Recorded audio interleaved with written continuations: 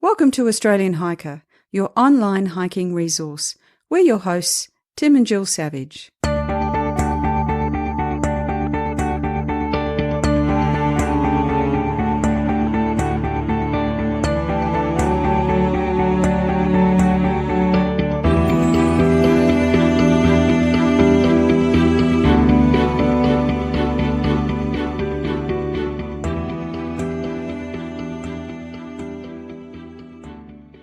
This is episode 114 of the Australian Hiker podcast. And in this week's episode, we're going to be playing you a series of interviews we recorded at the Outdoor Retailer Australia show that finished just earlier today, actually, in Melbourne.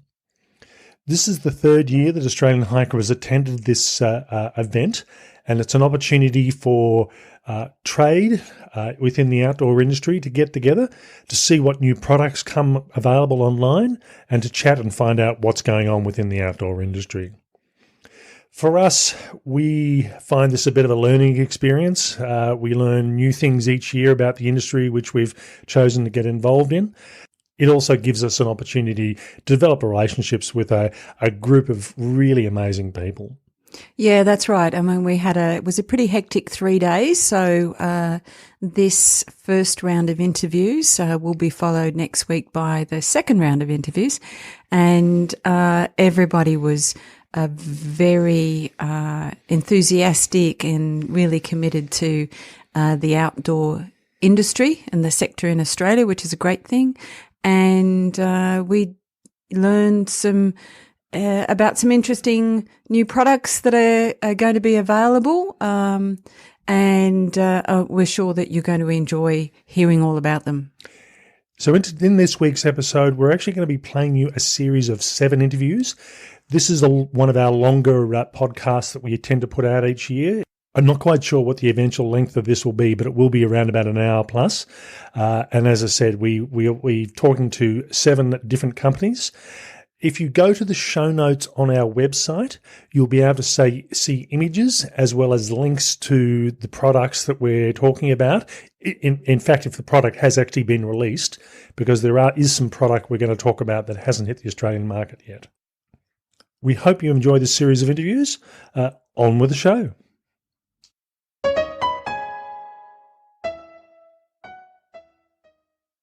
Okay, I'm here with AJ Janor from Camper's Pantry. Camper's Pantry has been a product that's been on the market for a few years now, so most people should be aware of it. Their main range that people would know is their outdoor freeze-dried meals. So we're just going to have a chat with AJ to learn out how the product is going and what's new for Camper's Pantry for the following 12 months. Thanks, Tim. Good to catch you guys again. So Camper's Pantry, we are releasing a few new products now. The ice cream and chocolate is an ice cream bar with a ice cream one side, chocolate the other, and we've also got an ice cream and mango and toasted coconut bar. Our lunches, our cold water lunch options are now in full swing. 300 mils of cold water. Mix in the bag and serve on crackers. We've got 3 options with tuna. And cauliflower pea dal, that might have been a new one last year when we spoke that was coming out. It was a new one last year, hadn't come out, but I've certainly used it, and I think for me, it's if it's not one of my favourite, it might be the favourite out of the range, and I'm not a vegetarian, so... And we're still running with the ingredients, the vegetable ingredients. We're introducing rice and pasta to the range. We've also got protein. We do a chicken breast, and we also do a diced beef. So how they're on the market at the moment, the protein range, is yes. it? How have they been going for you? They're not bad. It's a way that we can cook on the trail with lightweight ingredients. If you're not going to use one of the ready-made meals, you can take a selection of ingredients, some rice or pasta, and a protein, and put your own cook together with your own sauces. It works out to be slightly lighter and a better cost-effective way of doing it compared to a single-serve meal at $15.95. So the thing that's always concerned me, and again, it's probably more from ignorance than anything else. How's the safety of having essentially meat that's in a pack and you open the pack? Is there a use-by date once you actually open the pack that you've got to use it by, or? We do say you need to use it after opening. It is freeze-dried. All our products are 100% freeze-dried, so they are 98% of the moisture has been taken out. So they're super lightweight, and they're so dry it is very hard for things to grow.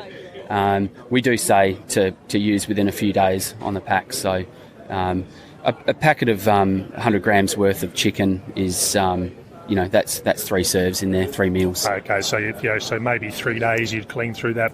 Yep. For most people. That's if you don't eat it straight out of the bag as a snack. Okay, that'd be interesting to see, and we'll certainly be doing a review of that one later in the year, so it'd be interesting to see how that one goes. Okay, so now you've also got a couple of other snack ranges, which is a bit different this year, so tell us about what you've got here. Yeah, so Campus Pantry's partnered with Forager Fruits and Cooey Snacks from Tassie, and we've also partnered with a coffee brand, Laughing Pug, that do a drip filter bag. So the Forager range is a fruit range. It's quite extensive. There's 9 products to the range in small, easy tear bags. These are either eaten straight out of the bag. Things like the banana, the blueberries are perfect for putting on porridge to add flavour to dull porridge. And the Cooey Snacks are a Tasmanian company. There's 4 products in the range. There's another one coming, a native berry. We've got a habanero chili, smoked chipotle, classic sea salt, and a manuka honey. You've tried it? Yeah, I certainly have. It's from my perspective, it's probably the best tasting jerky in Australia. It really is. It's the sort of stuff you can just keep on eating. Okay, so I believe that the Cooey jerky is coming out in larger packs at some stage? Yeah, correct. Andy's. We're talking to Andy at the moment about some bigger size packs for group camps or for people on longer expeditions, so they don't have to take as many small packs.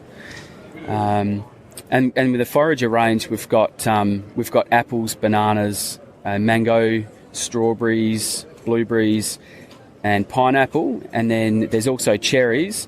And there's 2 products which are really popular, and it's the apple that's infused with the blackcurrant and the apple that's infused with the raspberry. They're probably the top sellers. I must admit, I've had both of those a number of years ago, and just haven't really thought much more about them. But they certainly are nice. I think I prefer those than just the straight apple.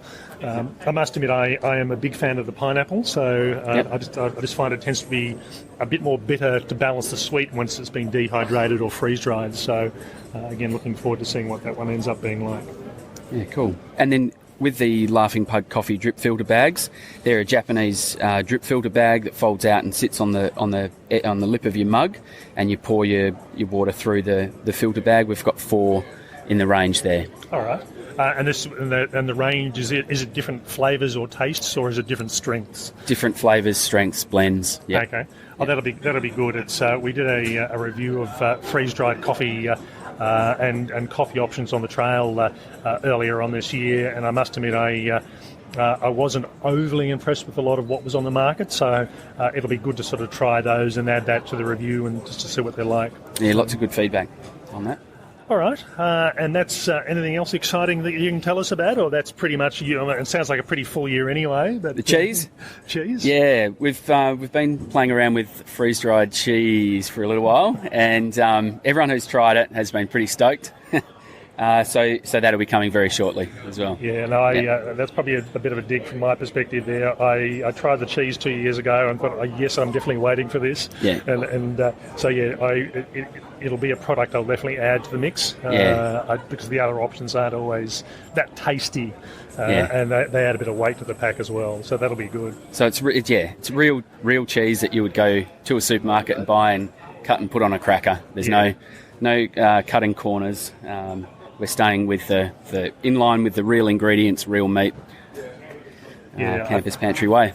I think often the cheese options have been you either take some fresh cheese and you eat it within a sort of a day or two at the most, or you get the I don't know what the correct name is here, the plastic cheese that you can you can sit on the shelf for a number of days or weeks, and the flavour's just not there with that. So I'd rather, as you say, eat real food than something a bit artificial. Yeah. Okay. Thanks very much. We've been talking to AJ Janor from Campus Pantry about the current range of product and the new upcoming products in the range. And again, some of these new products we'll be testing over the next month or two. So keep an eye out for those. So thanks a lot, AJ. Thanks, Tim. Okay, so that was AJ from Campus Pantry.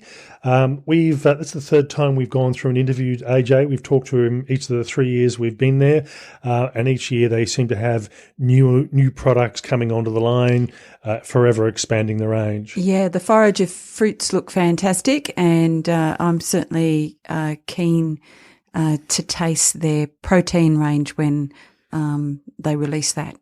And we will be doing some reviews and we're putting together some recipes for our upcoming hike as well. So it'll be handy to have access to the protein, particularly for the lunches from our perspective.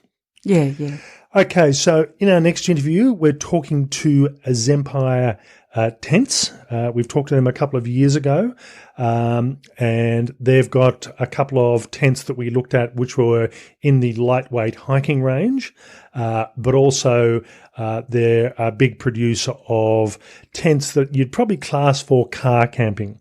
So we're going to be looking at 3 of those tents in this upcoming review. Yeah, so really good, interesting range, and hopefully we'll be able to test some of those out in the coming months as well.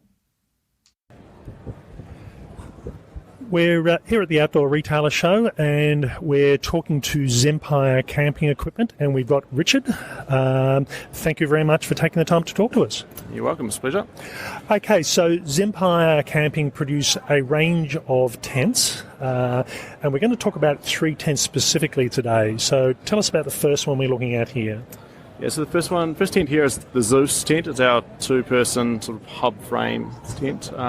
It's out of our range. It's our most popular 2-person that we have in the range, and obviously it's twin access. I think that's probably the major attraction for this tent. Yep. It has a good amount of headroom, but you've got a door on either side, so everybody's got a bit of space in their own vestibule. So. I must admit, I've sort of fallen in love with side entry tents over the last few years. It's okay when you're by yourself, but it's nice to be able to get outside in the middle of the night without climbing over somebody, and you normally have a bit better protection too if it's raining. Yeah, that's right. On the side access tent. A few more options. So yeah. All right. So this is a 2-person tent. What sort of weight are we looking at with this one? So you're looking about for the Zeus tent. We're about 2.3 kgs. Yep. So 2.37 is a minimum weight. So without carry bag, etc., etc. Yeah. So I think one of the things that I should mention here with Zempire tents, we've talked about this in the past, where really hiking probably has three areas when you're looking at purchasing product. You've either got price, you've got durability, and you've got size. And certainly if you want to spend $900 or $1,000, you can get a very lightweight tent, but you are spending in that sort of price range. Coming down into the slightly heavier weight tents, like this one we're looking at here, it's certainly not as light as many on the market, but you're paying nowhere near the price. And I think with these tents as well, Zempire is a New Zealand company, and prefer, if we can, to support New Zealand and Australian companies because they make very good product and the quality is there, as opposed to a lot of the really cheap tents you see online that aren't that much cheaper, but the quality is just not there. And these tents certainly are a good quality sort of tent. Now, you were saying before that your philosophy is not to go for cheap and nasty. You're looking at that middle sort of range. Yeah, there's a lot. I think there's these tents in particular. There's been a lot of compromises made on that weight versus the durability side. And one of those things that we have stood with over all the years is a really heavyweight floor, so that the floors in all these are 150 denier, the 10,000 mil waterhead rating, which obviously adds your actual weight, but just gives you that extra durability. And for most of our customers, means they can get away without a footprint and a little bit rougher conditions. So I think with a lot of tents, particularly the very lightweight tents on the market, you tend to be sort of 30 denier, and some of them are even less. So as Richard was saying, the durability, if you are into a rough area or an area that you may not have to actually use a footprint, because the durability is there with these tent bases already. Yeah, and that flows through the fly as well. So the way we've worked these tents is we've added extra weight to the floor. All the body of the inner is full mesh, and I guess that's the one compromise that we've made. There's obviously you get a lot of ventilation, but on really heavy conditions, there's more condensation options on the top, but the balance is that you manage to keep that weight down to a reasonable level, even while still having a very durable floor. And then our fly is 75 denier, 5,000 mil ripstop fly on the outside. So it's quite I would call it a grunty fabric, but yeah. One of the interesting things I just noticed on this tent, and I hadn't actually really seen it before, is the model we're looking at here, and we'll put some photos on the show notes for this. The tent doors are open and they're tucked into their own little pockets. Yeah, this is a design that flows right through all our camping styles and everything like that. Is our 360 doors, and we've always had this sort of a signature for all our tents, that we always have a 360 door with zip side in the pockets. It keeps everything nice and tidy, and also there's less toggles to roll up. So once again, you do have a longer zip, which is the sacrifice, but everything is packed away and it's really neat, and you have really large door spaces, so you can make the most of that awning area. You're not going to cramp inside your tent. And it looks like a full-size two-person tent as well. It's not a cramped two-person tent as far as a two-person tent goes. Yeah, exactly. Yeah, it's a wedge shape, so you do have more shoulder space at one end of the tent than the other tent, and we have a higher peak height as far as a pole hub at one end versus the other. But yeah, it's quite a usable two-person tent, and yeah, pretty comfortable to say, especially with the fact that you both got your own awning. I think that's probably the biggest attraction. All right, and when you actually purchase the tent, it comes with everything. Comes with the guy lines. Comes with tent pegs. Comes with guy lines pre-attached. Comes with everything. It comes even with repair sleeves for the pole. So it's definitely fully equipped all the way around. So yeah. Okay. So the only optional extra for the tents that we sell is the ground sheet, so you can buy a footprint. And so for the Zeus is a good example. The footprint will allow you to pitch it fly only, so freestanding fly only, and that's major reason people are buying that footprint rather than protection underneath the floor. Okay. So yeah.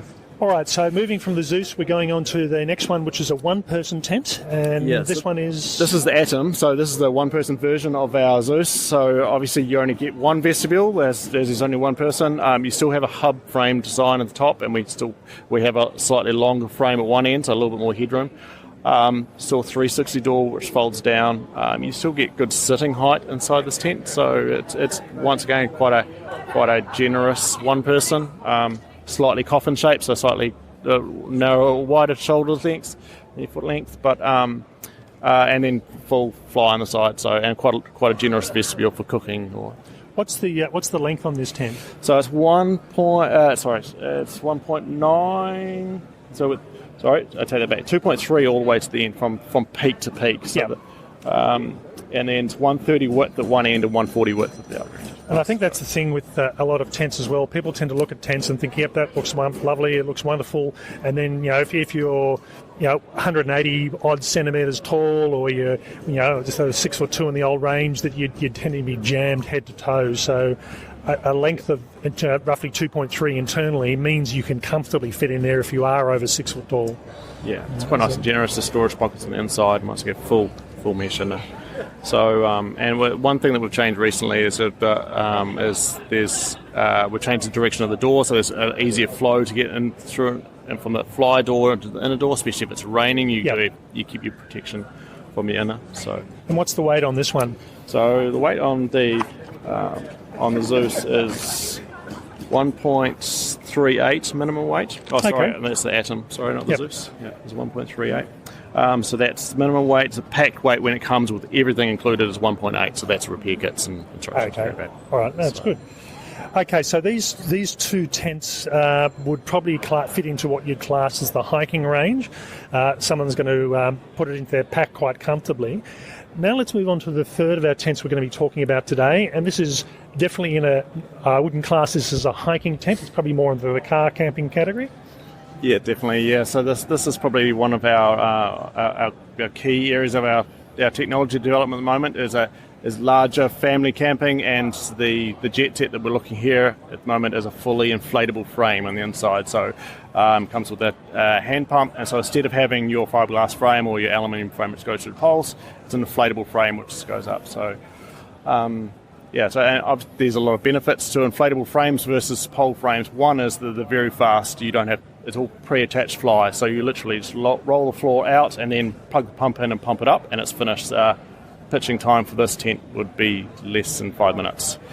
So, just looking at this tent is through here. There's looks like that's the pump that comes with it, is it? Yeah, that's right. Yeah, it comes with a double action pump and connects directly into a valve. The valve is very similar to like an airbed valve, so just standard Boston valve, and it pumps to about I think we're about 8 or 9 psi.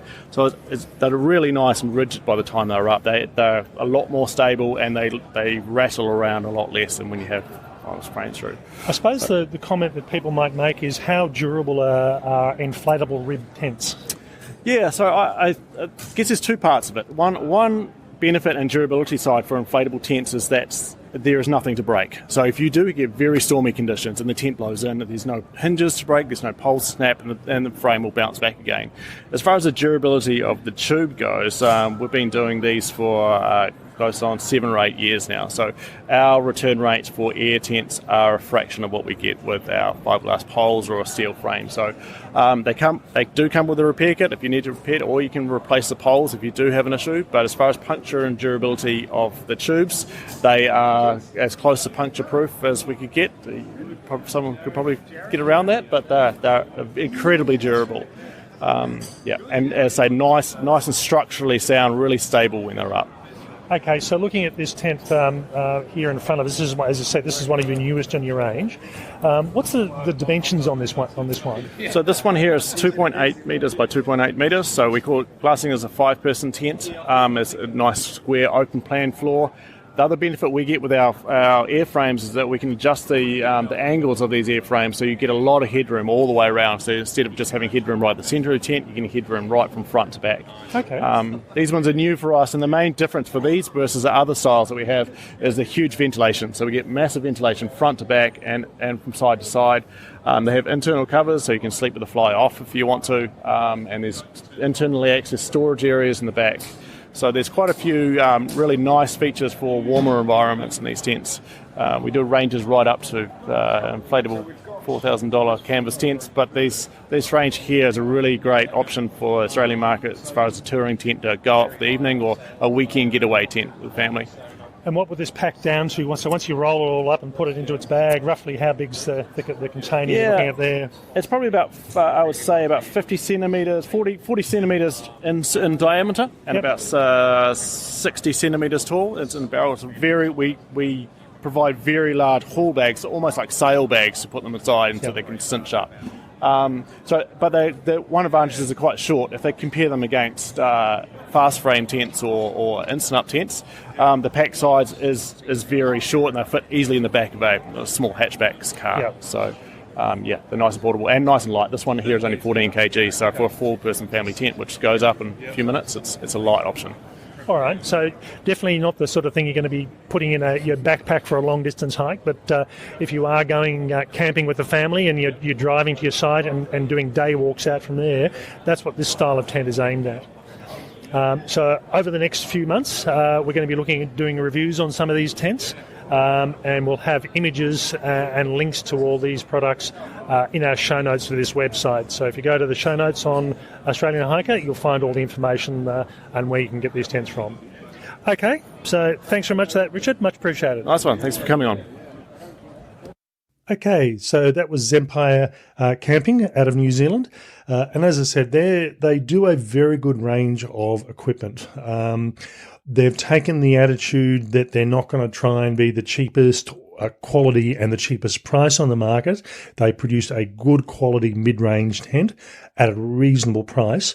So if you're not quite sure if this hiking thing is really what you want to do, or you don't want to spend $900 on a tent, and you want something a bit more durable for that matter, then this is a good range to look at. Yeah, it's a good alternative. And the other option that you have is some of their larger tents are great as a car camping option where you can set up a base and, do a series of day walks from if you're not wanting to walk into the bush carrying everything.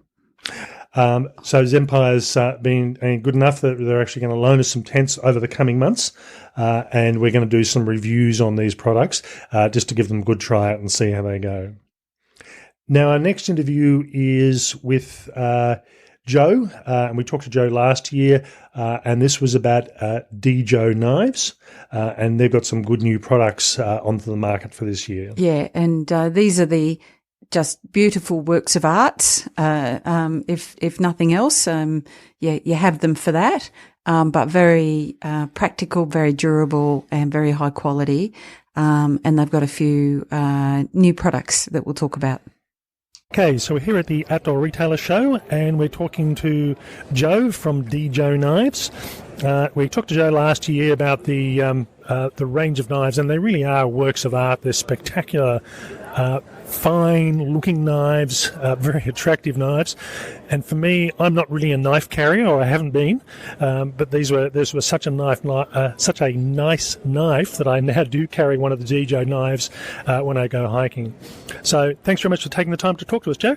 Not a problem. Thanks, Tim.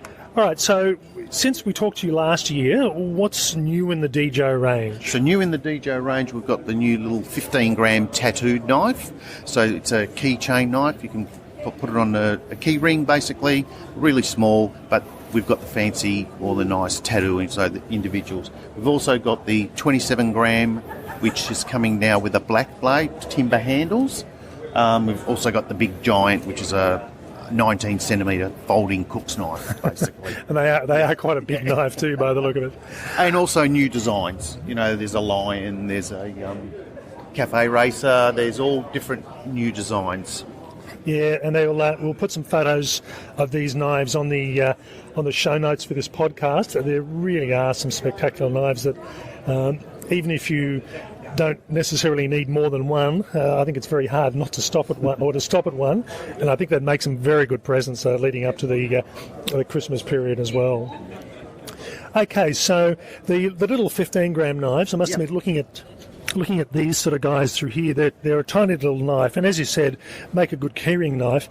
I think from my perspective, I tend to use a knife for cutting food, and I don't tend to cook. It's just I'm cutting a piece of cheese or I'm cutting some salami or something like that. So a knife in that sort of length would work quite well for me. Probably not on a keychain, probably just sitting in my pack.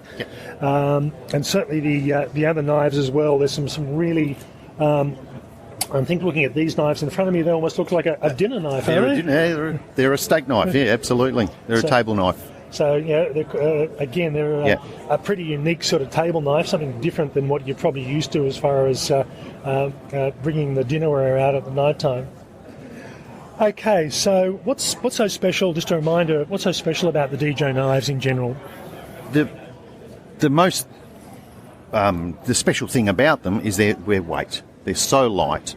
They weigh 44 grams is the full with the handle, 37 grams naked. Yep. So no timber handle.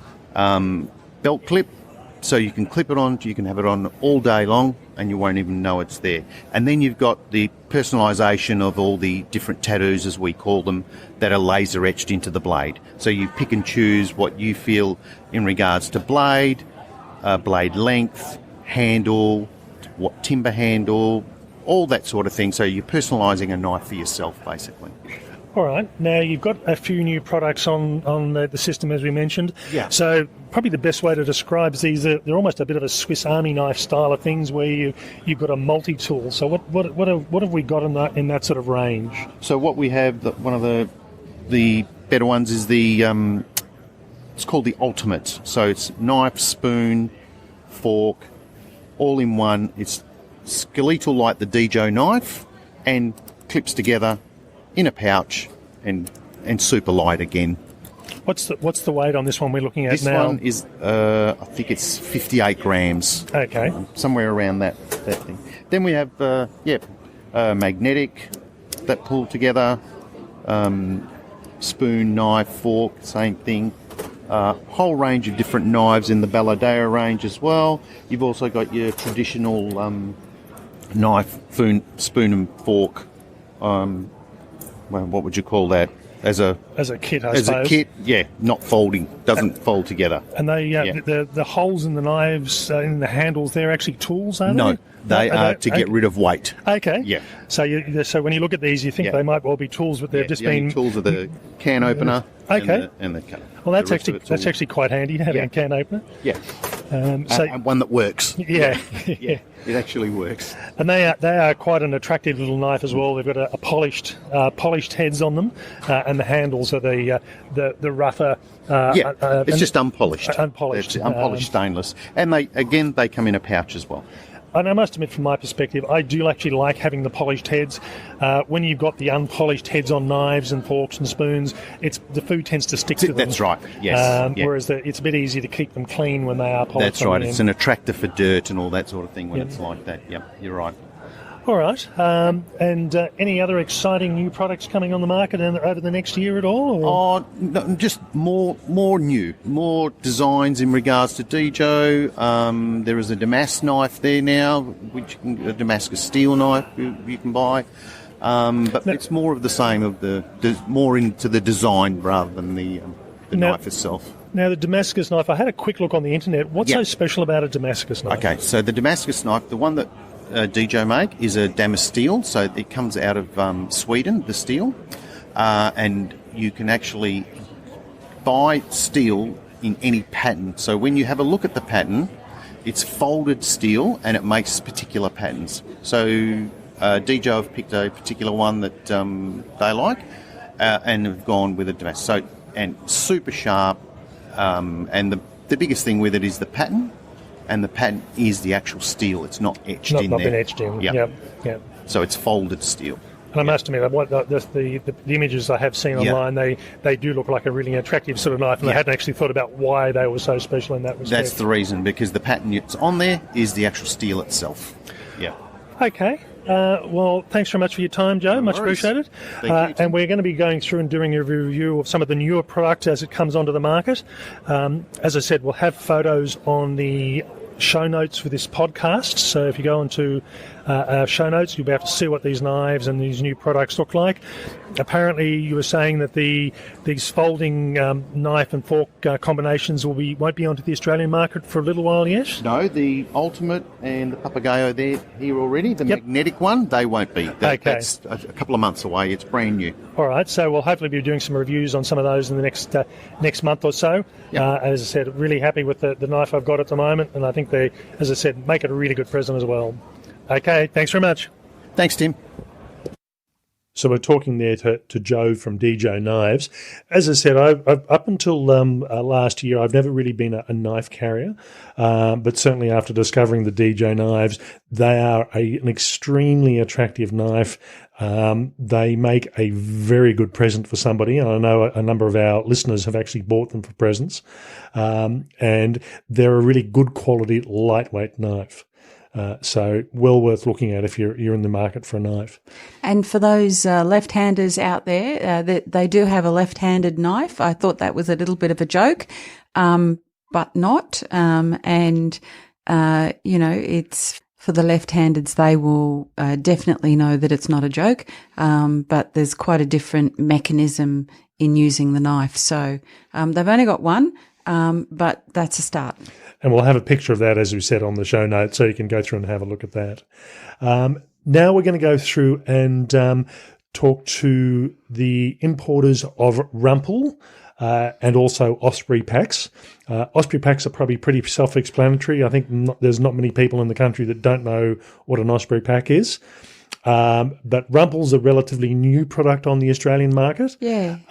And the best way to describe them is a insulation blanket, and I won't say down blanket here, because while they do down, they also do synthetic and down combinations as well. So these are a product where you can use in the house instead of using a woolen blanket. Dave, who we'll talk to, said that people do actually use them for dog beds, which is a very flash dog bed. But you can also use them as an add-on from a camping perspective, as an additional layer over a lighter weight sleeping bag when you need a bit of extra warmth. Or just by themselves when you're camping. So, all right, so on to the next interview. Good afternoon. It's day one of the Outdoor Retailer Show, and I'm here talking to Dave Casey, who is from the importers of Rumpel, as well as Osprey and a number of other well-known brands. But today we're going to be talking about Rumpel and Osprey.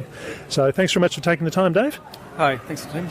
Okay, so what is Rumpel? This is a brand that probably a lot of Australians wouldn't have heard of yet. So what is it, and why should people be looking at it? I guess Rumpel is a blanket brand, per se. Everything from down through synthetic field blankets. A lot of them can be used, some technical outdoor use, but it probably wouldn't be the first choice for a lightweight PCT through hiker. Yep. However, it's a great camping piece, extra bit of insulation for a light hike, and then also around home as well. I think done some research recently where it showed most people bought them with an idea of it would be used for camping and hiking and so forth, but then probably 9 times out of 10 it was used on the couch watching telly. It's a nice homeware piece as well. So probably the best way to, we'll go through and put photos up on the show notes for this, but probably the best thing to think about with these is, or if it, from a descriptive point of view, is there a down blanket? Or a down quilt, I suppose, and that will give people a better idea. And there's some pretty layered colours in some of these as well, which is quite nice.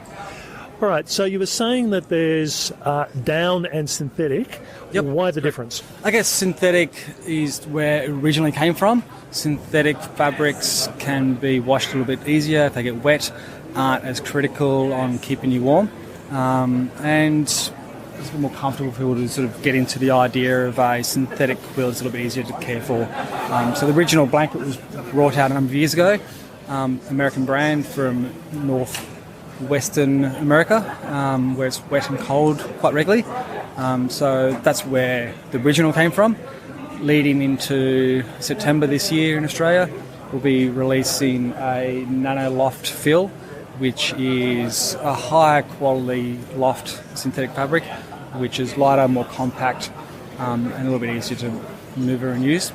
Okay. And then the down also, which has been in range for a number of years as well. It's a water repellent down, 600 loft down. All right, so why would one? So apart from the water resistance, why would a person choose a down as opposed to a synthetic? You know, ignoring the fact that one is better with the water. Yep. Does one feel better, or are they a heavier weight or a lighter weight? I guess they all feel a little bit different. Personally, I like the Nano Loft, which is the light synthetic.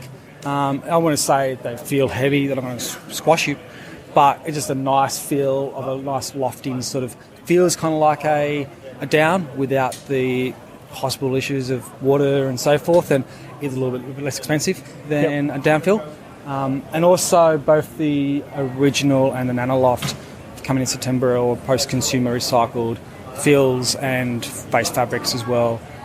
So that's definitely a good way that a lot of brands are going towards a more sustainable future of different fills and fabrics. So that's where we'll be going towards with Rumpel coming September.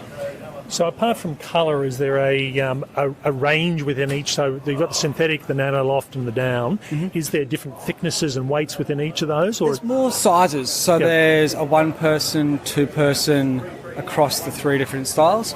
And then there's also a junior for kids getting out there or families. Yep. So that's more of a size. That's probably the main difference. All right, so you're not going to... The feel weight is the feel weight. Yep. It's more just a size. So if you're looking for just a Rumpel blanket for oneself, you've got that. Or if you're looking for to snuggle up with the better half, you've got 2Ps as well. Okay. And even some lucky dogs have heard of been getting the junior ones as well. It's a bit of an audacious dog blanket, but there's some lucky families out there. Well, I must admit that they would definitely be pretty good dog blankets. Yes. All right, and I must admit the colours as well. There's some pretty leery colours in the range. Was that a deliberate thing that they decided? I mean, you've got the standard sort of blues and things like that, but there's some indigenous art-looking ones on some. Yeah, of them. there's lots of different things. There's lots of artist impressions on different ideas. What we've brought into Australia is probably a little bit more of the more unique pieces. Some of the styles in America are a little bit more unique. There's a Colorado flag style and whatnot. So we've sort of stuck with what we know in Australia. It's nice, unique, bright colours, really seasonal pieces as well. So every 6 months there's a bit of a crossover with some new colours coming out as well. All right. Yeah.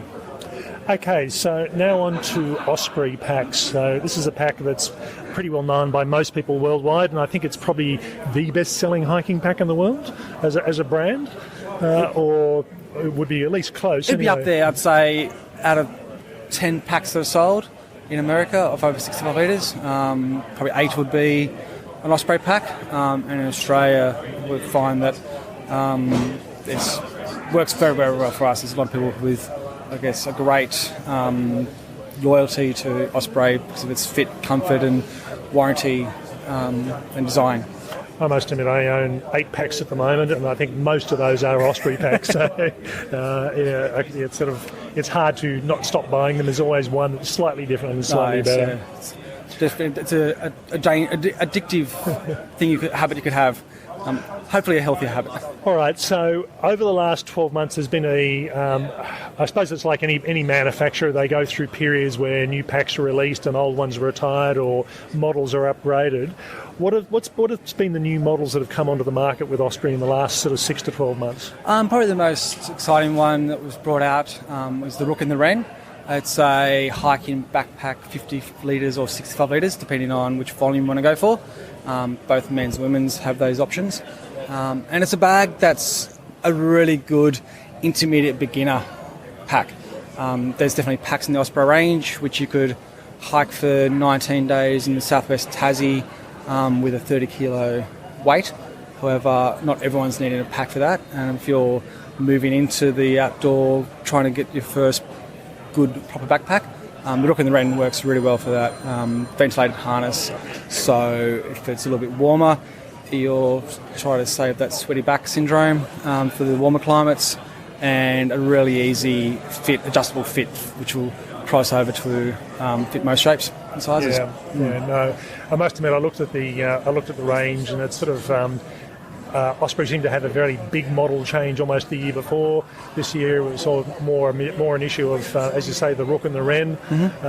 And again, it looks like the Rook and the Wren was, as you say, was aimed at wasn't the most expensive model in the range, wasn't necessarily the most featured, but it's a good pack for someone who's not quite sure whether they want to go hiking or not. Yeah, 100%. And in some ways, I think there's probably a lot of brands out there who would see that pack as their benchmark pinnacle pack in the range. In their range, where for us we've already aimed that pack that's easily accessible for, like I said, a first-time pack buyer who's looking to get that sort of first proper pack. They've borrowed, begged and pleaded for a pack, but they're looking to get one for themselves, but I haven't quite got to that point to justify the need for a larger volume or larger loading backpack. Yeah. All right. And is there anything new and exciting coming out from Osprey that you're allowed to talk about? Or? Yeah, I guess in a few months' time, almost carrying on from that Rook-Wren sort of idea, and then building on the Farpoint Fairview travel bags, we'll be releasing a Farpoint Fairview Trek backpack, which will be aimed at sort of that more adventure travel, going to South America and travelling, hostels, hotels, front open, and get into that bag really comfortably and easily. However, tacking on the W circuit down in Patagonia for 5 days and wanting a pack which can actually carry some weight and go through the top like you would more of a traditional sort of style of pack. Yep. So it's, I guess, for an Australian traveller where we tend to travel both adventurously, hiking, but also do enjoy some more cultural travel. Yep. Where you're looking at seeing the sights and so forth, but trying to squeeze that trip into one holiday. I think that Farpoint Fairview Trek will really hit a key point. Yeah. So it's going to be a pack that it's, rather than having to have a pack to travel in and a pack that you actually go hiking in, it's a multi-purpose pack. Correct, yeah. It's really crossover between both, or compromising with taking a bushwalking bag or a hiking backpack, which is a bit audacious or a bit arduous to travel with, getting through to your luggage and through your clothing. That ability to get into the bag a little more comfortably should really help, yeah. Okay. So we've been talking to Dave Casey from the importers of Rumpel and Osprey packs. Rumpel as outdoor blankets probably, and Osprey packs. So we'll be doing some reviews of some of this product over the coming months, so we'll look forward to that. Thanks very much for that, Dave. Much appreciated. Brilliant. Thanks, Tim. Thank you. So that was our interview with Dave Casey from the distributor of Osprey packs and Rumpel outdoor blankets. Interesting new product in relation to the blanket. As I said, a lot of the manufacturers are starting to differentiate themselves very slightly by bringing out products that don't quite fit into the standard hiking niche, and that also cover uses for both hiking and camping, and also within the home as well. So they're starting to become a lot more multi-purpose. So we're looking forward to giving that one a try out. Yeah, and just because design's an important part of all of this, the colours are great too. So I'm sure there's a colour for everyone. Now we're going to hear Judy Ann from Shiwi. And you may recall that we've done a review of the Shiwi product, but there are a bunch of other products in the range as well. And Judy Ann was, I think, one of our more entertaining interviewees. So we enjoyed that one quite a bit. It's Jill here from Australian Hiker, and it's day 2 of the Outdoor Retailer trade show, and I'm talking to Judy Ann from Shiwi and Peebol, and Judy Ann's going to talk to us about how she got started in this era of emancipation, I think, is probably what we would call Burning it. the bra again, I think we yeah, exactly. And also talk to us about some of her new products that she's coming on. So thank you for talking with us, and welcome. Thank you, Jill. That's very, very good. Thank you for the opportunity. Yeah, so I guess it started as being a female, 4 brothers, 3 sons, lived on a farm, hunting, fishing, going tramping, going to concerts, and the disappointments that I had when I had to wee. well, it's good to wee. I know, but your options, yeah. So then you don't. So there is nowhere to wee, and when your options are low, you start doing things like you don't drink. Yeah. You hold on to your urine. Yeah. And they're 2 very dangerous things. And I'm a registered nurse, so I know about the health benefits of actually flushing your kidneys and, making sure that you're hydrated while you're exercising and, and drinking and doing all those types of things. I saw it on Dragon's Den. I was just in a position where I was really looking for some other options because I had small children, and I saw it on Dragon's Den, and I Googled Sam Fountain, who was the designer. She designed it as part of her university studies, and her idea behind it all was that she was travelling through Europe and found that the toilets were just ridiculous, holes in France. Horrible. Dirty, you've got your backpack on, you have to disrobe to get your gear off. She was skiing as well, so, you've got all these big bulky clothes on. So the Shiwi, because it's made of a firm, she's built it out of a firm plastic, it's really, it holds all your clothes out of the way, so there's no barrier to it's just redirecting urine out through the fly of your pants. So she designed this. The first one apparently was made of plywood, which is a little bit distressing. There you go. I didn't know that. It's just a prototype. Fun fact, yeah. Well, now they're made of polypropylene plastic, and they can be boiled. And so I was watching the Dragon's Den program, and I was just really excited. And I googled her, and I said, "Oh my God, where can I get one from in New Zealand?" And she said, "Oh my God, it's been seen in New Zealand." The Dragons didn't take it on because Douglas Ballantyne didn't want to be known as Mr. Shiwi. Oh, okay. But they gave her a lot of really good advice around marketing and online stuff. And so, you know, she was a woman before her time or of her time, and just took that opportunity to just go out there, and she just really, you know, she got me through doing the Dragon's Den thing, and she also, so it's New Zealand, all over the world, so we're a global kind of phenomenon. Yeah. So we've done a review of Shiwi, and if you're a bit curious and not quite sure how to do it, I think we've done it justice, but it does take a little bit of, I guess there's getting over some mind barriers about what you can and can't do as a woman. Right. And when you get it right, you go, oh, yeah. How clever is that? I know. And the thing about it too is because it is so discreet, so it's small, it fits in your pocket, it comes with a case, so you can actually, you know, you can secrete it into a pocket or in your bag. You can just, as soon as you think, well, I need to go, you don't have to sort of think, oh no, where there's whatever. Yep. Find a spot behind a tree. You can pee into, we have a pee bowl, we'll talk about that, but or you can pee into over a toilet rather than, you know, having to hover over it, and it's great. And when we were talking, you were also talking about the whole range of opportunities, particularly, you know, it's not just for young women at concerts, but you know, people out hiking, maybe older women who were, you know, struggling with the squatting. Yeah. So the applications are huge. You know, they're ridiculously. Just any time you've got a woman in the outdoors away from convenience, you've got you know, an application for Shiwi. We supply the New Zealand Army, so that means that the girls in the you know, going offshore, they can actually drink and carry on, and they don't have to worry about stripping and, you know, zipping and stripping. But it also, one of the big things for me about it is that being a woman of, you know, I'm a mature woman, and these days I know that a lot of my friends have lost the ability to squat. They lost the confidence to leave, to go too far away from a toilet. Mm-hmm. So this actually means that, you know, they can go walking, they don't have to worry about, you know, not finding a toilet somewhere, they're not having to squat, they're not having to expose their body. They can just stand and pee anywhere. Nobody knows what you're doing because nobody's expecting you to be standing there. Doing. I must admit, Tim and I were hiking a couple of weeks ago, and it was pretty flat country, and there was the occasional boulder that was about, I don't know, half a metre high, and I thought, you know, I'm sure, you know, well, I was wearing some bright coloured pants, so trousers.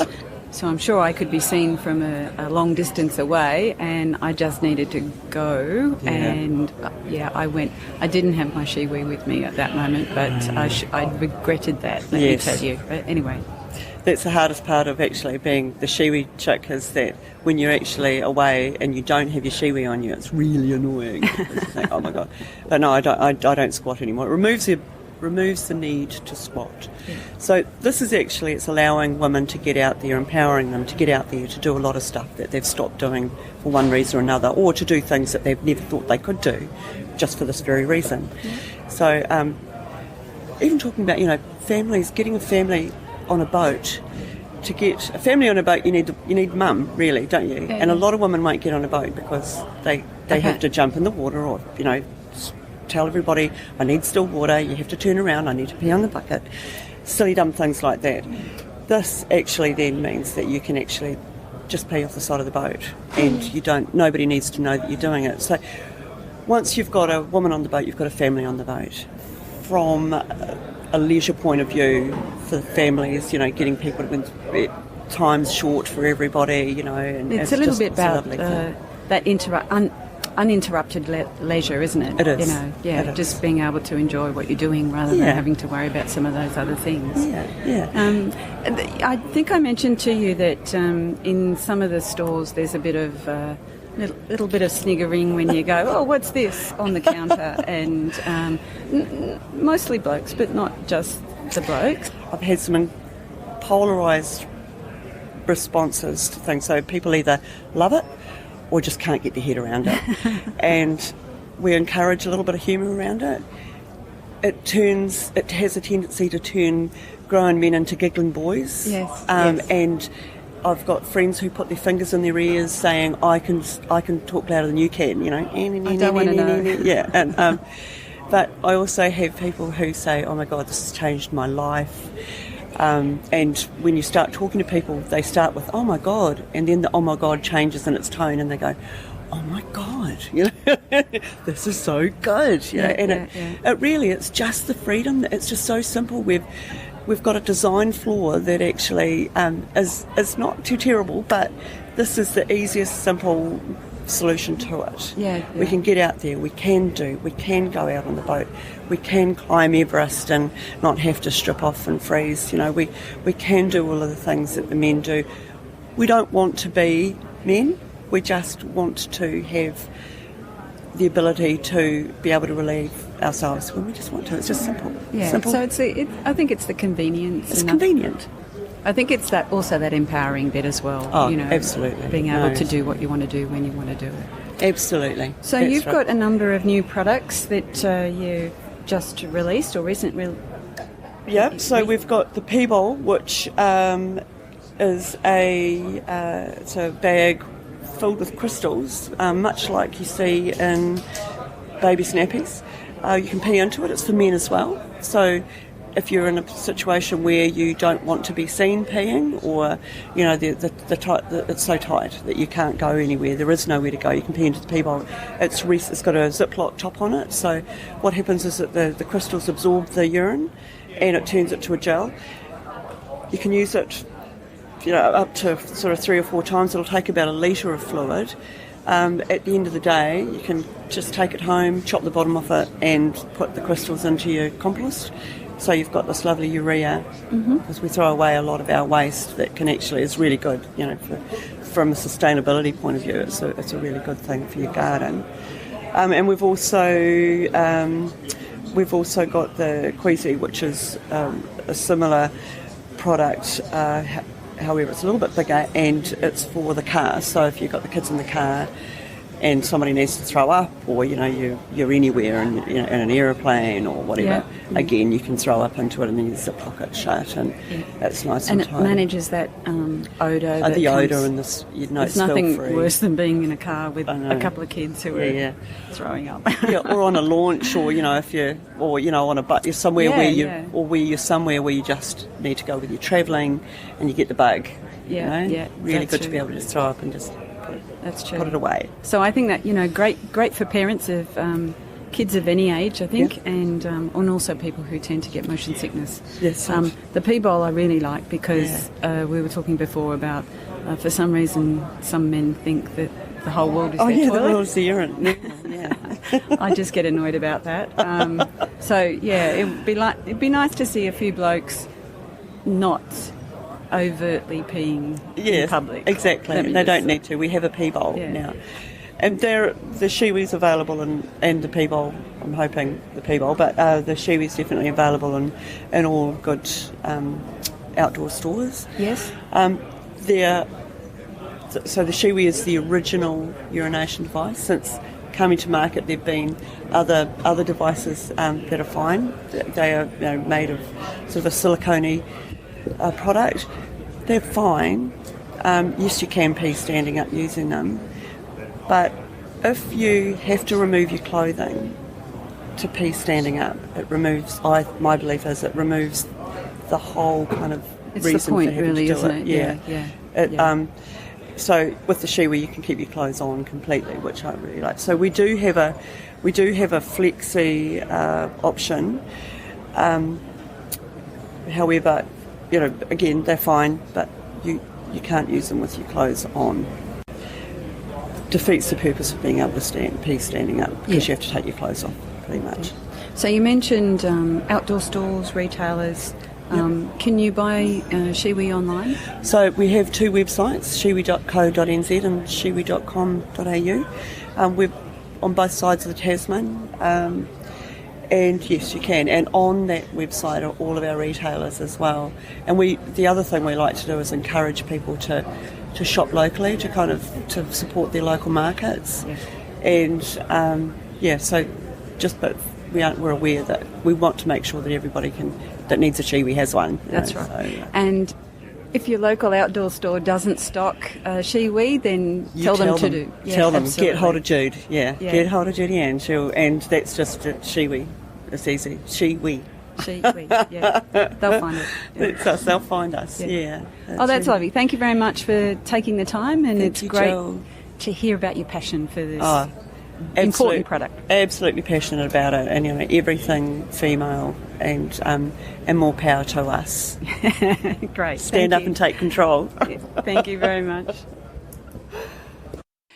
Shiwi was really interesting. Judy Ann obviously came at the product with not just a convenience, no pun intended, convenience perspective, but also a health perspective, which was good to see. So learned a few things along the way about that. And some of their other products that they're now distributing, I think will be well used, particularly the aids for people for motion sickness. I must admit, I will own up to the fact that I have actually peed into a plastic bag inside my tent in the past, on solo hikes, not on couples hikes. Yeah, that's good. But sometimes it's pouring with rain outside, or it's freezing cold, and you really do not feel like getting up to go outside for the sake of 30 or 40 seconds when it's bucketing down. So, and I must admit, I always worry with Ziploc bags. I never quite trust them. But with the product that's purpose built for this, I'm a bit more trusting about, am I going to get this all through the tent? So I think it's a very good option. Probably more so for the solo hikers, but again, as I said, if it's pouring with rain, very good option. Yeah, I agree. Now we're going to talk to Adam and Katie from No Bites, and another great Australian product, which is a DEET-free insect repellent. So when you hear the interview, you'll hear about their background and their qualifications in this area, and it does fill you with lots of confidence about the opportunity. And we'll, as the weather warms up, we'll be testing out No Bites. Okay, I'm here with Adam and Katie from No Bites, which is a company or product that is a personal insect repellent that's not DEET-based. So welcome, Adam and Katie. Thanks, Tim. Hi, Tim. Nice to meet you. Okay, so tell us a bit about the product that you've got at the show today. What we have is a DEET-free plant-based insect repellent. So basically it's long-lasting plant-based. It's based on the lemon eucalyptus oil. So how it works is actually the lemon eucalyptus oil is a natural repellent, but what we do is take the actual repellency part of the lemon eucalyptus oil, which is called PMD, and it's basically concentrated into our formula, obviously formulated with our other bits and pieces to make it last up to 6 hours, and it's all safe for children 12 months and up and pregnant ladies. So it's one of those products that could be a DEET-free alternative. I must admit, certainly in the with some of the hikes we've done, it's you are limited with the choices you've got with insect repellents. It pretty much is DEET-based, or you go for some of the cheap products which tend to be totally useless and don't work. And it's like it is chemicals. You're basically putting chemicals on your clothing. You're putting chemicals on your skin. Whereas this is as a natural-based product is probably something that is preferable than putting DEET on bare skin. Yeah, definitely. I think, and a couple of things about it. It's sustainably sourced from sustainable farms and cruelty-free, and it's also vegan. So we have a lot of, I guess, that sort of market that will be interested in that sort of thing if you're into that vegan and plant-based and sustainably sourced sort of stuff. We also make it here in Australia, so it's not from overseas or anything. So we make it locally, and we make it for the local market. So what's it effective against? So what's it going to protect you from? Mosquitoes, body midge, which a lot of people call sandflies, which they get a little bit confused with, and sandflies as well. Those sandflies are a little bit of a different insect. black flies, and also ticks. So it'll protect against all those insects for 6 hours and ticks for 4 hours. So ticks are a bit of a problem in sort of the northern parts of Sydney and those bushland areas around that people go walking through, and they probably obviously get ticks on their dogs, but like children that like to play outside in the leaves and in the undergrowth, and that's where your ticks are going to be, and that's if the repellent works against those insects. I must admit, I do a lot of my hiking on the New South Wales South Coast, and some of the areas that we go to are very heavily tick infested. And if I have a bit of bare skin, I will find a tick. I actually picked up 2 ticks last year, and it was only when I was in Fiji and thinking, what's that lump on my arm? And here's this tick that had been in there for a few days, and then I found another one a month later that had died. I tend to wear long sleeves and long clothing, but as I said, there are still areas that they seem to find. So anything that gets rid of ticks is good in my books. It's ticks are one of those things that can sort of pop up anywhere. You don't really know they're on you until the pain starts, and they can drop out of trees or under the leaf litter. So very handy to have a bit of protection against those. All right. So how did you actually come across this, or why did you actually come up with this product? What was the reasoning behind it? So basically, it came together by, first of all, Katie done a bit of travelling a few years ago over to the Amazon and done a few treks for a few days. How many days was that for? The big one you did, about a week? Yeah, so it was a couple actually. Headed out to the Amazon and also the Annapurnas.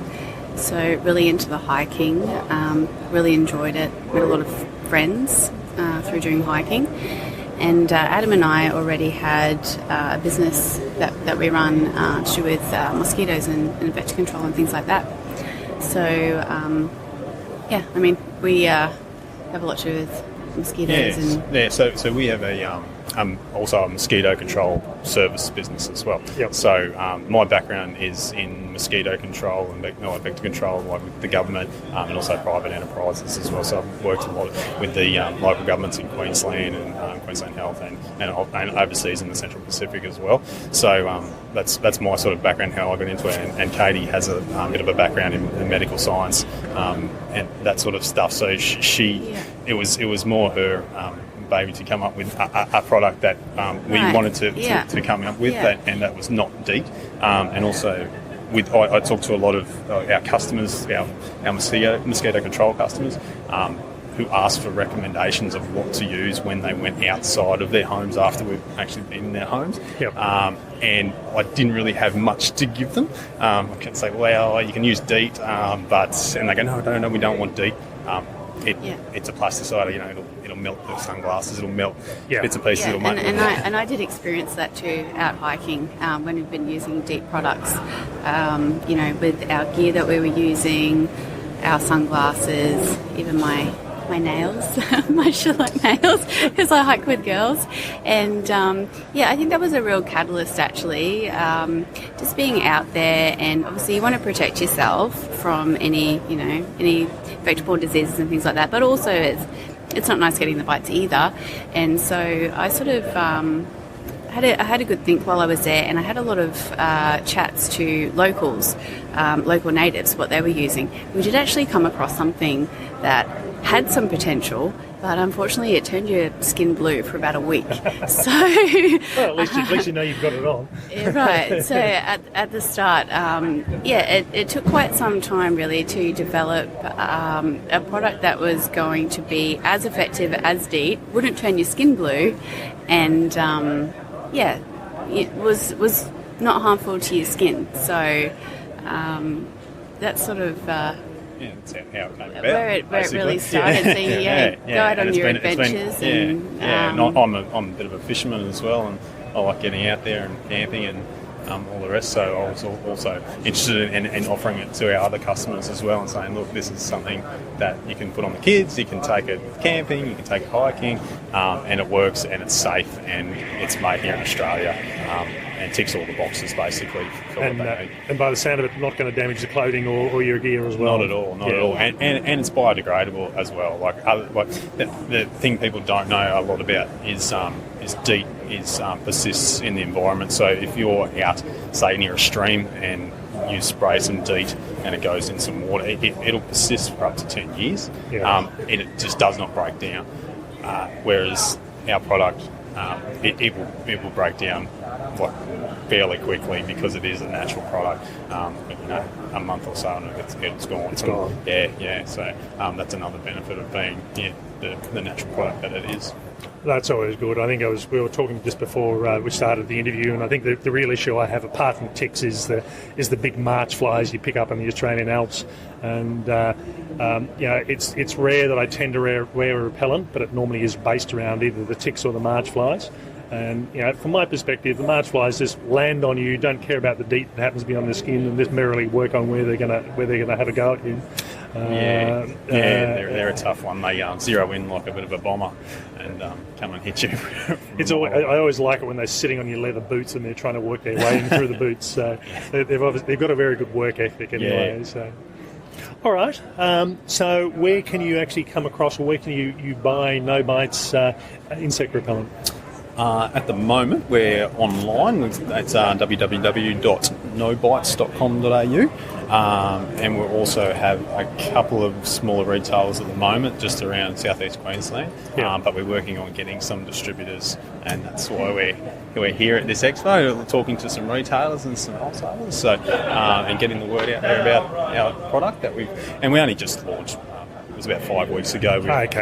We were at the Naturally Good Expo in Sydney and Darling Harbour there, and it was received really well there. So we made some good contacts there. So hopefully it'll be in some pharmacies and things soon as well. Okay, and we'll put some links to the website and to for people to find out where they can actually get hold of the product as well. So thank you very much. Awesome, Tim. Thanks. Thank you, Tim.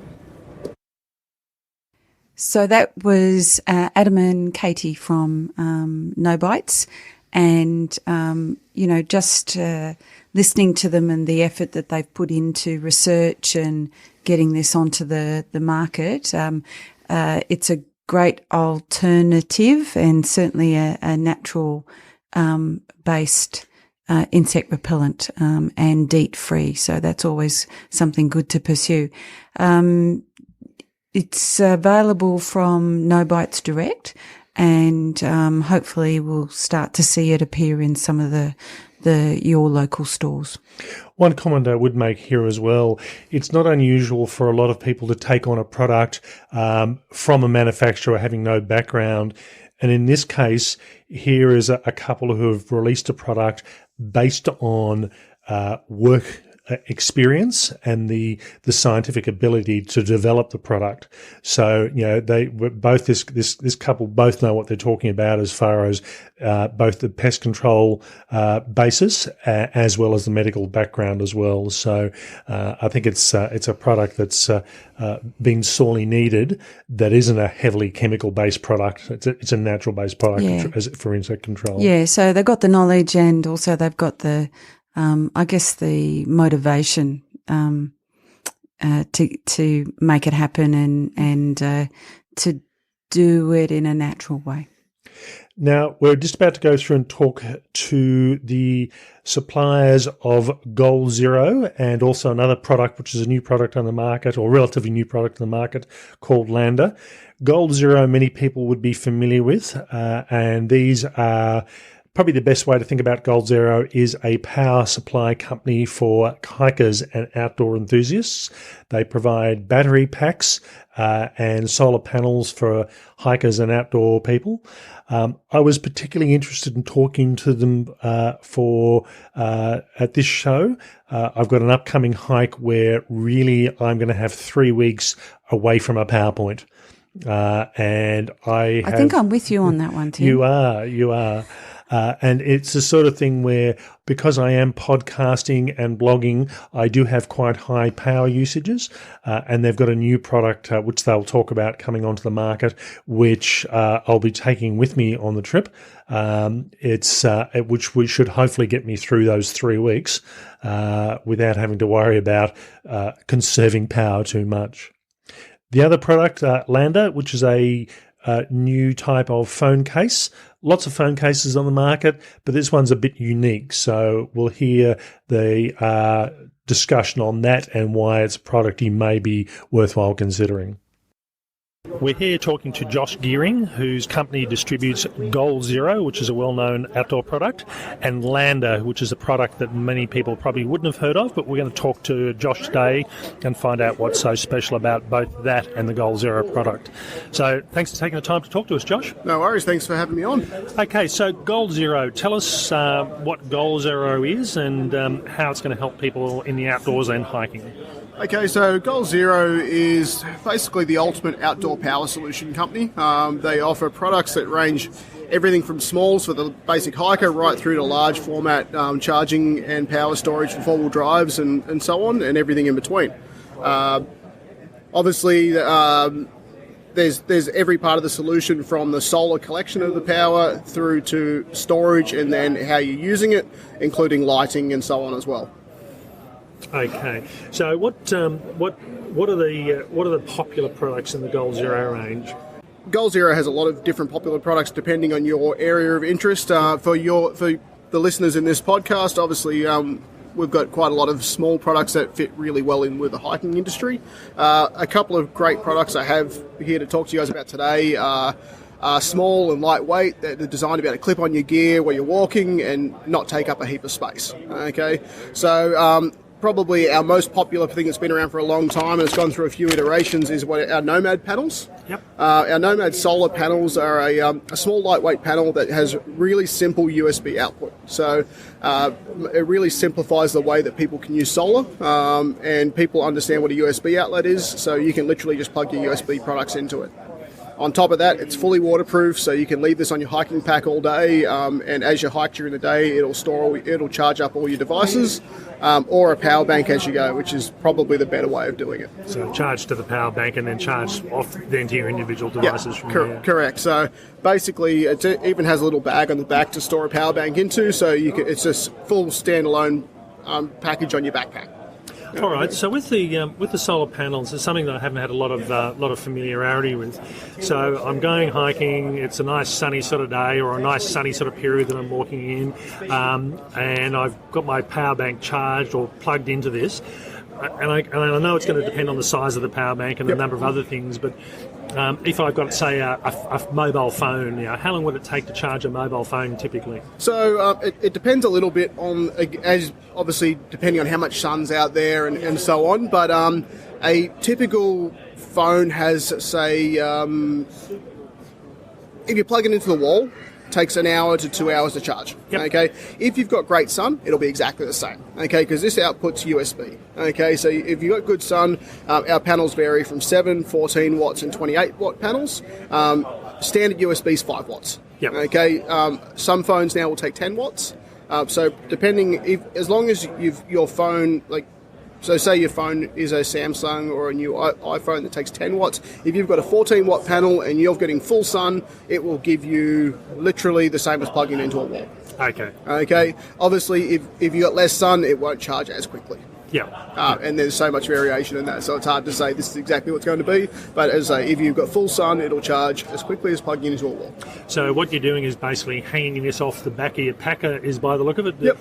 And obviously, if you can angle it to take the best advantage of wherever the angle of the sun is. 100%, yeah. It does make a big difference as to how it points at the sun. But the way I look at it is, as you hike during the day, you don't normally walk in a straight line. You're sort of zigzagging, and you're normally hiking for 5 or 6 hours during the day.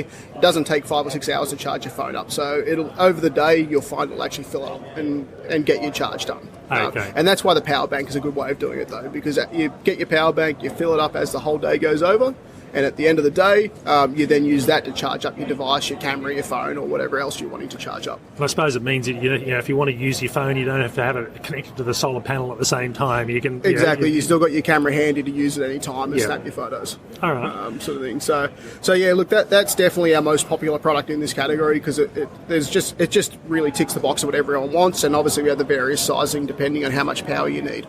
And you were saying the Nomad 14 is probably your most popular one, is it? Look, Nomad 7 is the most popular because it's size. So obviously as a hiker, you're trying to keep your weights down, 7 watts. And look, most hikers don't carry a lot of technology, so 7 watts would usually keep them covered anyway.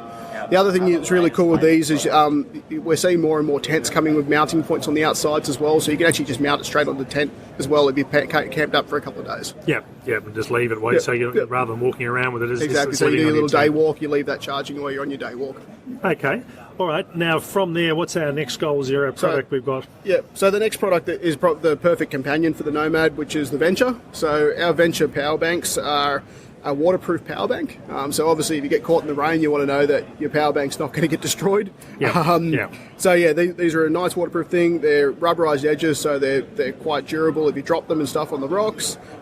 They've got cables built into them, so again, you're not having to carry lots of different cables around the outside. And a nice little bonus is you've actually got an emergency light in it as well. Okay. So if you happen to just need lighting on the spot, you've just got that's built into the side of it as well. All right. And now, what sort of capacity is that one? So this is a 7,800 milliamp hour one. Yep. And we do have larger capacity ones as well. Yeah. And I think looking at the range through here, I mean, you've got things that look like large generators. You'd probably run caravans off by the look of it. So yeah, you can, we've got things that can run fridges for a week. Okay, so the range is certainly there. Yeah. All right, you've got a bigger one here by the look of it. So a brand new product that we've actually literally got the stock of this week is the Sherpa 100 PD. The Sherpa 100 PD is a 26,000 milliamp hour power bank. Yep. Makes it a little bit heavier, obviously, but where you benefit of this also has C-type output at 60 watts. So for someone that wants to carry a laptop, say you're a hiking photographer and you want to edit on the fly and things like that, most of your high-end laptops now, your Mac Pros, everything like that, charge off C-type. So rather than having to carry a wall plug or anything like that, you've got one device here that does that. It also has a wireless charging on the top of it, so you can and two other USB outlets. So you can effectively be charging your laptop, charging your phone, and a camera, and everything all on one go. So someone that is a bigger technology carrier, photographers and stuff like that, this is the perfect partner. And you can still charge it off the USB as well. It just takes a little bit longer. Off the solar panel, it just takes a little bit longer. No, that's good. I must admit, it's certainly from my perspective, I tend to be one of the heavy sort of users, and it's always trying to find how do you get a power supply that's going to last you for 2 or 3 weeks. And that has been a struggle, I can tell you. And especially like say you're hiking and you've got a couple of days of cloud, then you need to make sure you've got enough power to get you through those couple of days.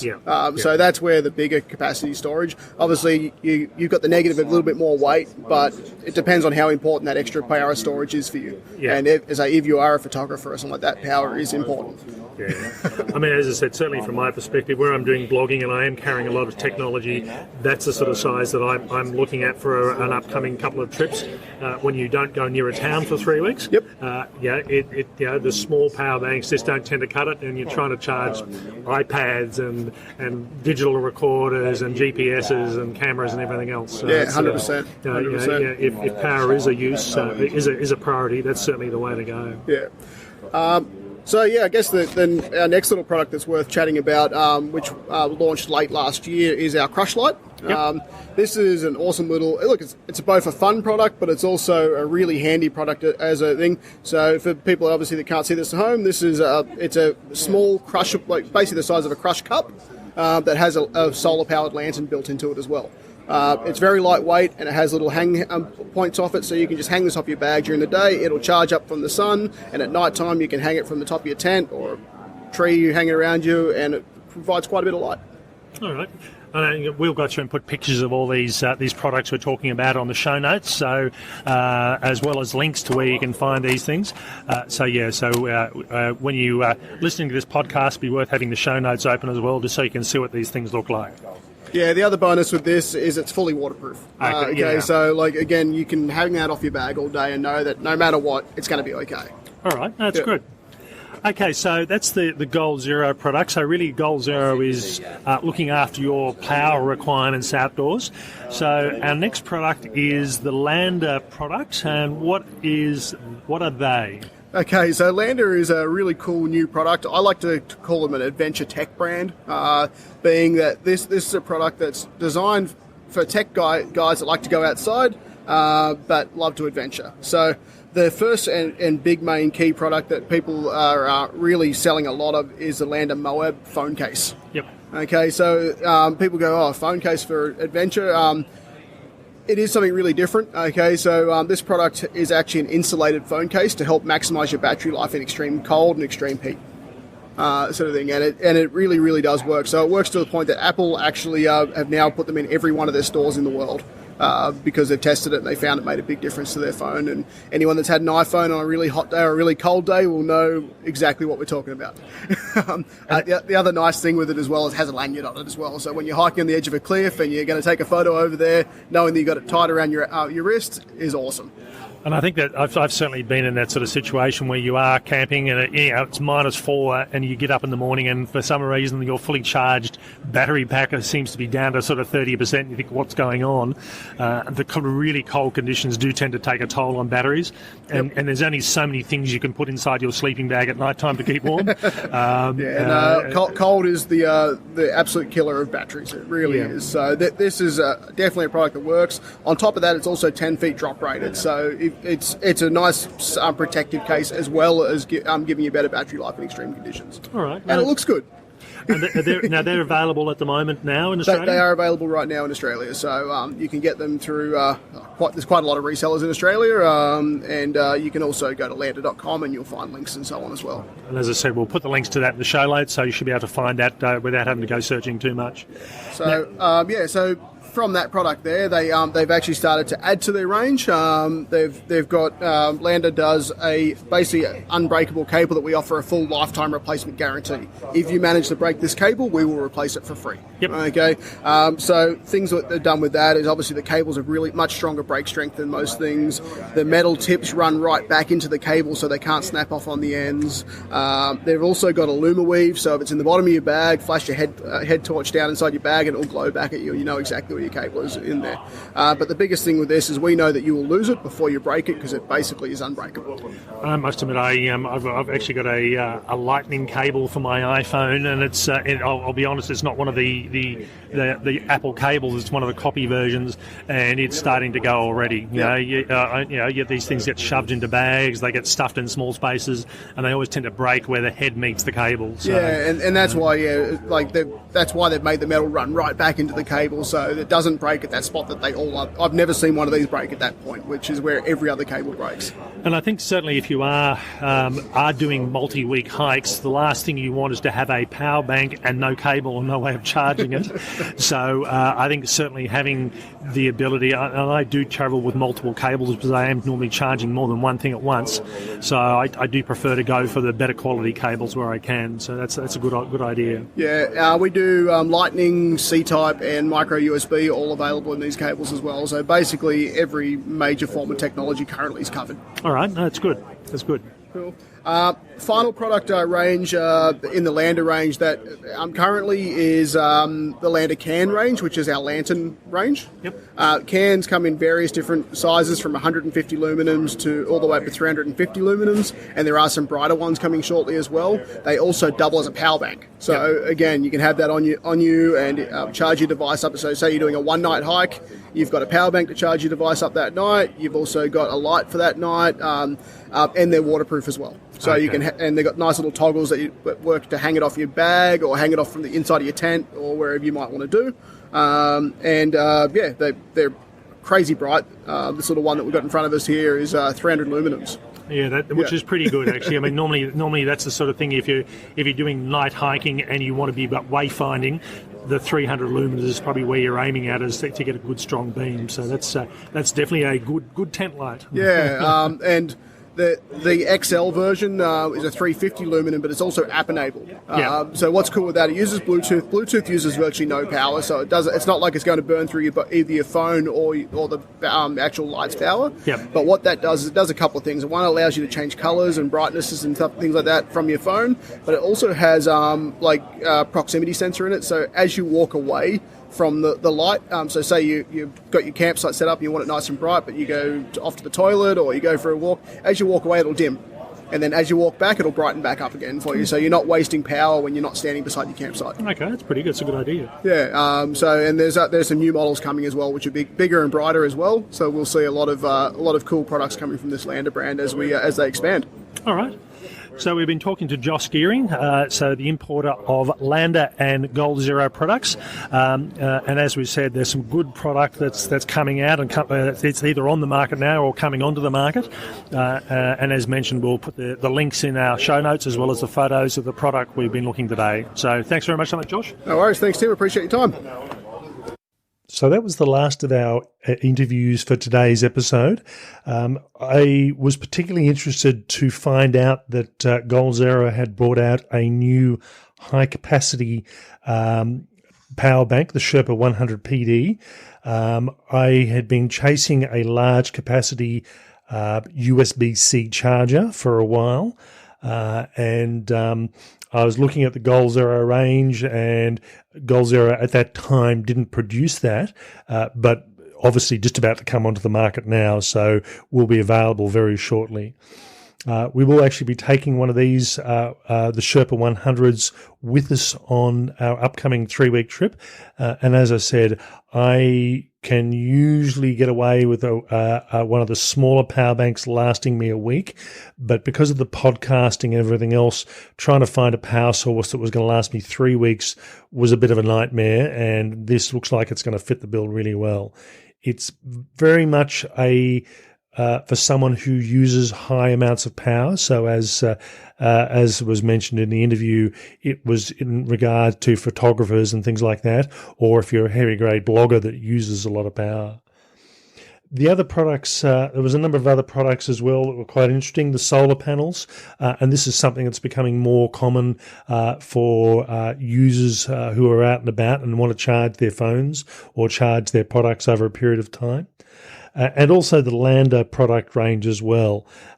Most people don't tend to think about their phones when they go hiking. A case is a case in most cases.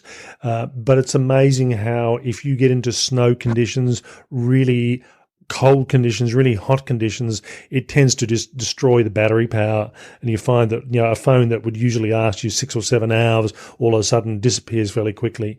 And the old preventative measure was to put these things in your sleeping bag so your body heat would actually keep these things warm and keep the power there. But there's only so much you can do on that one.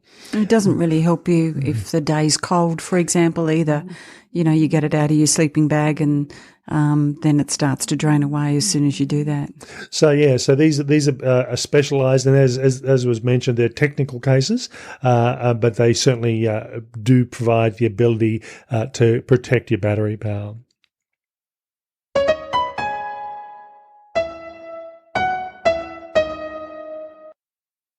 Okay, so next week we have 6 interviews remaining. We've ended up doing a total of 13 interviews, so we ended up with one more than I thought we were going to get. And there's a couple of larger ones in there, so it'll be a similar sort of length episode. And I'll go through, as I mentioned before, if you have a look on the show notes for this podcast episode, we'll have a list of who we're talking to next week, just to give you an idea. And the episode will actually be released next week. So we hope you've enjoyed finding out about some of the new product coming onto the market, which has just been released onto the market. And we hope you found this useful. That's all for me for this episode. Bye for now. And bye from me.